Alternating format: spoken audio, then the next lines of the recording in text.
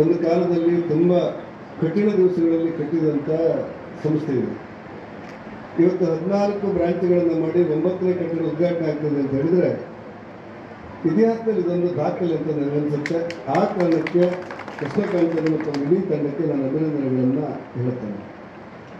ಸ್ವಾಭಾವಿಕವಾಗಿ ರಾಜೇಂದ್ರ ಕುಮಾರ್ ಅವರು ಇವತ್ತು ಈ ಕಾರ್ಯಕ್ರಮದ ಉದ್ಘಾಟನೆ ಮತ್ತು ಈ ಸಂಸ್ಥೆಯ ಮತ್ತು ಈ ಕಟ್ಟಡದ ಉದ್ಘಾಟನೆಯನ್ನು ಮಾಡಿದ್ದಾರೆ. ಸರ್ಕಾರಿ ಕ್ಷೇತ್ರದಲ್ಲಿ ಅಗಾಧವಾಗಿ ದುಡಿದಿರುವಂಥ ರಾಜೇಂದ್ರ ಕುಮಾರ್ ಅವರಿಗೆ, ದೇವಿಪ್ರಸಾದ್ ಶೆಟ್ಟರಿಗೆ ಮತ್ತು ವೇದಿಕೆಯಲ್ಲಿರುವಂಥ ಎಲ್ಲ ಗಣ್ಯರಿಗೆ ನಮನಗಳನ್ನು ಸಲ್ಲಿಸಿ, ಬಹುತೇಕ ಭಾರತ ದೇಶದಲ್ಲಿ 30 ಕೋಟಿ ಮಂದಿ ಒಂದಲ್ಲ ಒಂದು ಸರ್ಕಾರಿ ಸಂಘದ ಸದಸ್ಯರಾಗಿದ್ದಾರೆ. 30 ಕೋಟಿ ಮಂದಿ, 146 ಕೋಟಿಯಲ್ಲಿ 30 ಕೋಟಿ ಮಂದಿ ಇದ್ದಾರೆ. 8 ಲಕ್ಷ ಸಹಕಾರಿ ಸಂಘಗಳಿವೆ. 8 ಲಕ್ಷ. ಗ್ರಾಮ ಪಂಚಾಯತಿಗೆ ಒಂದೊಂದು ಸಹಕಾರಿ ಸಂಘ ಅಂತ ಹೇಳಿದರೆ 2.5 ಲಕ್ಷ, ಅದಕ್ಕೆ 2,40,000 ಮತ್ತೆ ಈ ದೇಶದಲ್ಲಿ ಸೇರುತ್ತೆ.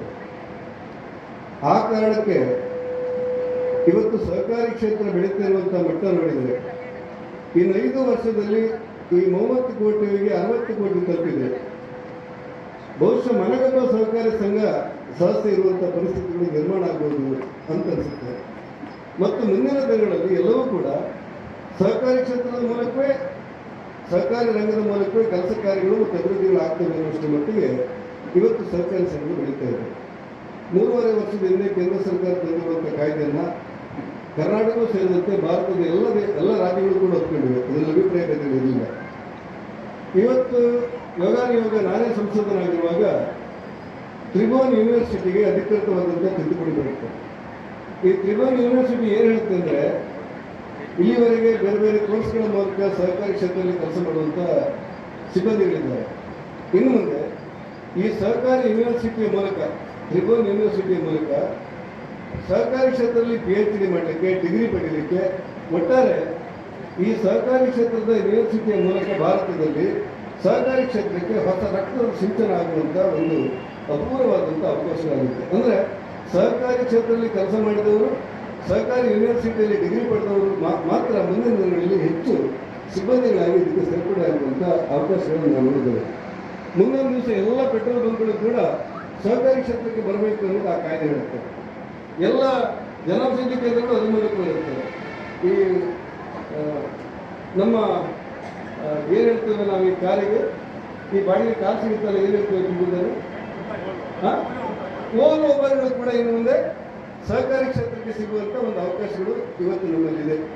ಆ ಹಿನ್ನೆಲೆಯಲ್ಲಿ ಸಹಕಾರಿ ಕ್ಷೇತ್ರವೇ ಇವತ್ತು ಎಲ್ಲ ಕೆಲಸಗಳಿಗೆ ಮಾಡುವಂಥ ಒಂದು ಅವಕಾಶಗಳಿರುವುದರಿಂದಾಗಿ ಮುಂದಿನ ದಿನಗಳು, ಭಾರತದಲ್ಲಿ ಮುಂದಿನ ದಿನಗಳು ಸಹಕಾರಿ ರಂಗಕ್ಕೆ ಎಲ್ಲ ಸಾರ್ವಜನಿಕ ಕೆಲಸಗಳು ಬರುವಂಥ ಒಂದು ಅದ್ಭುತವಾದಂಥ ಅವಕಾಶಗಳಿರುವಾಗ ನಾವೆಲ್ಲರೂ ಯೋಚನೆ ಮಾಡಬೇಕಾದದ್ದು ನಮ್ಮ ಸಂಸ್ಥೆಯ ಮೂಲಕ ಸಮಾಜವನ್ನು ಹೇಗೆ ಕಟ್ಟಬಹುದು ಅಂತೇಳಿ. ಇಂಥ ಒಂದು ಒಳ್ಳೆಯ ಕೆಲಸಕ್ಕೆ ಕೋಟಾ ಸಹಕಾರಿ ಸಂಘವನ್ನು ಕೈ ಹಿಡಿಯುವುದರಿಂದ ನಾನು ಕೃಷ್ಣಕಾಂತರಿಗೆ, ದಿನು ಪೂಜಾರಿ ಅವರಿಗೆ ಮತ್ತು ಇಡೀ ತಂಡಕ್ಕೆ ಅಭಿನಂದನೆಗಳನ್ನು ಹೇಳಿ, ಅತ್ಯಂತ ವ್ಯವಸ್ಥಿತವಾದಂಥ ಈ ಕೆಲಸ ನಿರಂತರವಾಗಿ ಸಾಗಲಿ ಮತ್ತು ಮುಂದಿನ ದಿನಗಳಲ್ಲಿ ಮತ್ತಷ್ಟು ಅಭಿವೃದ್ಧಿ ಆಗುವಂಥ ಅವಕಾಶಗಳಿರಲಿ ಅನ್ನುವಂಥ ಹಾರೈಕೆ ಹೊಂದಿದೆ. ನಾವೆಲ್ಲ ಹೀಗೆ ಮಾತಾಡುವಾಗ ನಮ್ಮ ದಕ್ಷಿಣ ಕನ್ನಡ ಮತ್ತು ಉಡುಪಿ ಜಿಲ್ಲೆಯಲ್ಲಿ ಬಂಟ್ವಾಳ ನಾರಾಯಣ ಅಂತವರು ಅಂಥ ಹಿರಿಯರು ಮಾಡಿರುವಂಥ ಈ ಸಂಘಟನೆ, ಈ ಶಕ್ತಿ, ಈ ವ್ಯವಸ್ಥೆಗಳ ನಡುವೆ ಮುಂದಿನ ದಿನಗಳಲ್ಲಿ ಮಳವಳ್ಳಿ ಶಿವರಾಯರಂಥವರು ಮತ್ತೆ ಹುಟ್ಟು ಬರಬೇಕು ಅನ್ನೋದು ನಮ್ಮೆಲ್ಲರ ಕನಸು. ಸದ್ಯಕ್ಕೆ ರಾಜೇಂದ್ರ ಕುಮಾರ್ ಅವರು ಎಲ್ಲರನ್ನ ಮುಂದೆ ಕಟ್ಕೊಂಡು ಹೋಗುವಂಥ ಒಂದು ಮುಕ್ತವಾದ ದಾರಿಯನ್ನು ಹಮ್ಮಿಕೊಂಡಿದ್ದಾರೆ. ನಾವೆಲ್ಲ ನಿಮ್ಮ ಬೆಂಬಲಿಕ್ಕಿದ್ದೇವೆ ಅನ್ನೋದು ನಿಮಗೆ ಗೊತ್ತಿರಬೇಕು ಅನ್ನೋದು ನನ್ನ ಆಸೆ. ಅದರರ್ಥ ನಮಗೂ ವಾದ ಇಲ್ಲ ಅಂತೇಳಿ ಅಲ್ಲ, ಆದರೆ ಸಹಕಾರಿ ಕ್ಷೇತ್ರದಲ್ಲಿ ನಾವು ನಿಮ್ಮ ಪರವಾಗಿರ್ಬೋದು ಅನ್ನೋದು ನನ್ನ ಭಾವನೆ.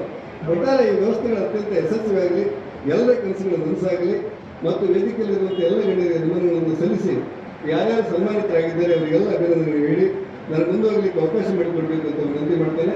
ಎಲ್ಲರಿಗೂ ನಮಸ್ಕಾರ ಮತ್ತು ಧನ್ಯವಾದ.